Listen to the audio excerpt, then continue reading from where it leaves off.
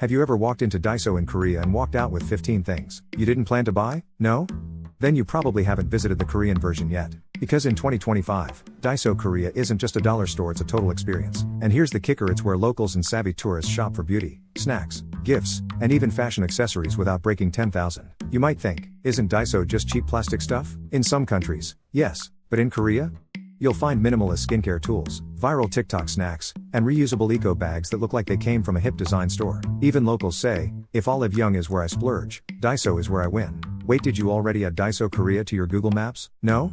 Then hit that like button, subscribe to TripZoom, and don't forget the bell. You're about to save money in the most satisfying way. Let's paint a scene. You're walking in, thinking you'll grab a 1000 sponge. Then you see BTS-themed notebooks. Then a display of face rollers next to Japanese collagen candy. Then a whole wall of hair clips, sheet masks, and travel size organizers. Everything under 5,000. It feels like retail therapy. But smarter. What should you actually look for in 2025? Here are 3 must-buy categories. Beauty tools, jade rollers, cushion puffs, face razors often 1,000-3,000. K-snacks, honey butter almonds, rice cracker boxes, seasonal Kit Kats, travel gear shoe pouches, clear TSA bags, mini folding mirrors, all lightweight and stylish. And here's the thing, most tourists miss the seasonal aisle, where limited edition Sakura or Chuseok themed items drop. Total gem zone. So next time you pass a Daiso in Korea, don't just walk by. Walk in. You might discover your favorite 2000 beauty find yet. If you know someone traveling to Korea this year, send them this video. Trust me, it'll save their budget and blow their mind. You walk into a cafe in Seoul that looks just like any other. Wooden tables, chill indie music, minimalist lighting. But when you order,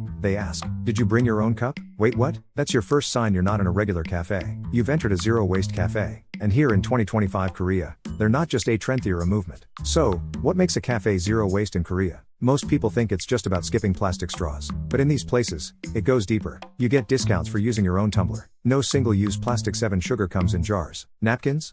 Made from recycled paper. Plates and cups? Reused or compostable. Even leftover pastries? Donated or turned into compost. These cafes partner with local farms, refill stations, and even bike-based delivery services to stay as close to zero waste as possible. You don't just order coffee. You become part of a tiny, quiet revolution. Now here's the twist. Some of the most beautiful cafes in Seoul are also the most sustainable. In Mangwon, there's a cafe that makes you grind your own beans and wash your own cup. In Yeonam-dong, there's a vegan dessert spot that uses edible spoons. In Songsu, there's a rooftop tea cafe made from reclaimed hanok wood. You thought sustainable meant boring? Korea flipped that script completely. If this surprises you even a little, like, subscribe, and hit the bell. We're just getting started with Korea's most thoughtful cafes. And here's what most tourists miss. They end up going to franchise cafes with plastic cups and extra napkins. While 2 blocks away, there's a zero-waste cafe with reusable trays, plant-based milk, and even a book swap shelf. Next up, in part 3, we go behind the scenes with cafe owners. Is it really possible to run a business with zero trash? Or is this just a feel-good marketing trick? Let's find out. Hook smooth transition from part 2. You'd expect eco cafes to be tucked away in small hipster alleys, right? But here's the twist, some of the boldest zero waste cafes in Korea aren't hidden. They're actually right in the heart of the busiest places, Gangnam, Hongdae, even inside department stores. And they're not what you'd imagine. Let's talk about Cafe Sahayak in Anguk. From the outside, it looks like a minimalist tea house. But inside? You'll find upcycled wooden tables, locally sourced vegan desserts, and, yes, no plastic in sight. Even their straws are made of edible rice paper. They give you a 500 discount if you bring your own tumbler. And the coolest part? They display how much CO they've saved that month. Right at the counter, you feel like you're not just buying coffee, you are joining a mission. Another name making waves?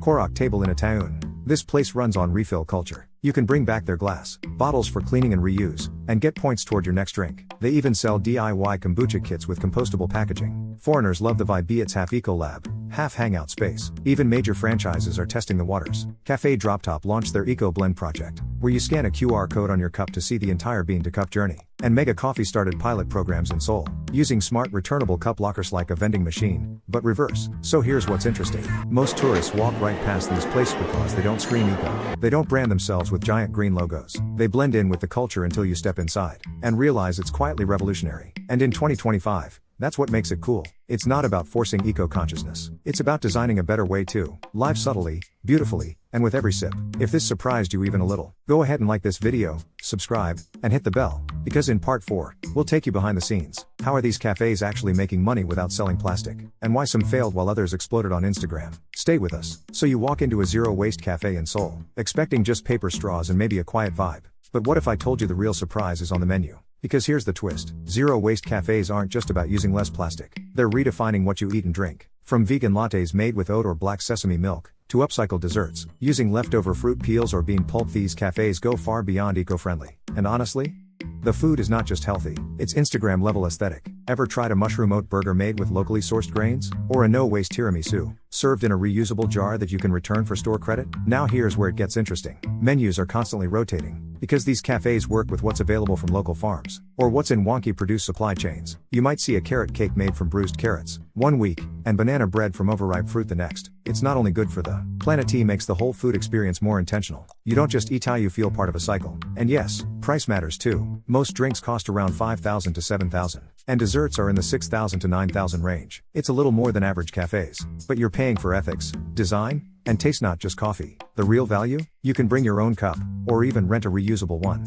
using a mobile app and QR code. No plastic waste, instant eco points, and you often get 500 to 1,000 discounts just for doing so. And here's what most tourists don't know. Some zero-waste cafes in Korea now offer sustainability badges or digital stamps. You collect points for every eco action, like bringing your own bottle or using public transport to get there and trade them in for free coffee or merch. It's like a loyalty card for saving the planet. Want to know which cafes offer these programs? We'll break them down in part 5, along with a real-time map of Seoul's top-rated zero-waste cafes in 2025. Hit like, subscribe, and turn on notifications, because this is where the future of travel tastes good and feels good. You might be thinking, okay, I get it. Eco cafes are trendy, but are they actually impactful? Let's flip the perspective. Zero-waste cafes aren't just changing how people drink coffee, they're changing how travelers experience Korea. Because when you walk into a space like Cafe Slobby in Mangwon or Zero Space in Songsu, you're not just there to sip a latte. You're witnessing a quiet shift in values, from consumerism to conscious culture. And yes, it matters. Every time you refuse a plastic straw, bring your own tumbler, or choose a vegan option, you're not just helping the planet, you're participating in Korea's new identity. One where style and sustainability aren't opposites, but partners. A cafe in Hongdae offers a discount only if you bring your own container, no exceptions. Another in Iksan-dong built their entire interior from recycled wood and upcycled school desks. It's aesthetic, it's intentional, and it's what Gen Z and millennial travelers are gravitating toward. Here's the takeaway. If you're visiting Korea in 2025, zero-waste cafes are no longer a niche, they're part of the mainstream. A part that blends culture, ethics, and yes, great coffee. So next time you open Naver Maps and search for best cafes in Seoul, try searching Cherowae Sutu Cafe instead. If this gave you a new way to look at travel, like, subscribe, and hit the bell, because TripZoom's here to make sure your next trip to Korea is not only unforgettable, but actually meaningful. And hey, if you know someone who's always bringing a reusable bag, or loves eco travel, send them this video. Seriously, they'll love you for it.